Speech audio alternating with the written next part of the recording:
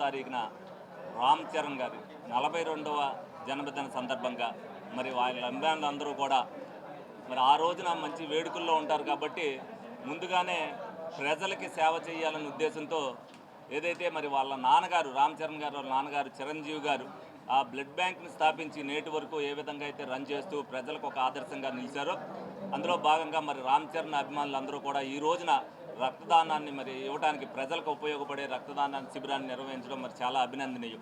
ఎందుకంటే ఆ కుటుంబంలో సేవా గుణం ఏర్పడి చిరంజీవి గారి గుణం ఏదైతే ఆయన స్థాపించారో ఆ బ్లడ్ విషయంలో కానీ అలాగే పవన్ కళ్యాణ్ గారు వచ్చిన తర్వాత పవన్ కళ్యాణ్ గారు కూడా ప్రజల కోసం రైతుల కోసం ఏ విధంగా అయితే సేవా కార్యక్రమాలకు పాల్గొంటూ జనసేన స్థాపించి మరి ప్రజా సంక్షేమం కోసం రాజకీయాల్లోకి వచ్చారో మరి వాళ్ళ అభిమానులు కూడా అందరికీ కూడా ప్రజలకి సేవ చేయాలి ఏదో విధంగా అందించాలనే ఉద్దేశంతో వాళ్ళందరినీ కూడా ఇన్స్పిరేషన్ చేస్తూ వాళ్ళు కూడా రేపొద్దున సమాజానికి ఉపయోగపడేటట్టుగానే మనం చెయ్యాలి అనేది కూడా ప్రజల ప్రాణాలు కాపాడటానికి ఈ రక్తం ఎంత అవసరం అనేది మనం ఆపద సమయంలో చూస్తున్నాం.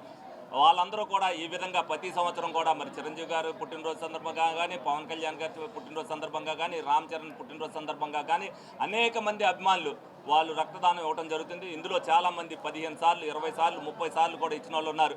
మరి వాళ్ళందరినీ కూడా అభినందిస్తూ ఇటువంటి సేవా కార్యక్రమాలు భవిష్యత్తులో ముందు అన్నీ చేయాలి. ఒక రక్తదానం విషయంలోనే కాదు ప్రతి ఒక్కడికి కూడా ఏదైనా ఆపద వచ్చిందనంటే దానికి కూడా వీళ్ళు ముందుంటారు.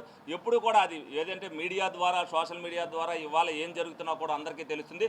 అందులో కూడా పాలు పంచుకునే నెంబర్ 1లో మరి చిరంజీవి కుటుంబ అభిమానులు ముందుండాలని చెప్పి మనస్ఫూర్తిగా కోరుకుంటూ సెలవు తీసుకుంటాం.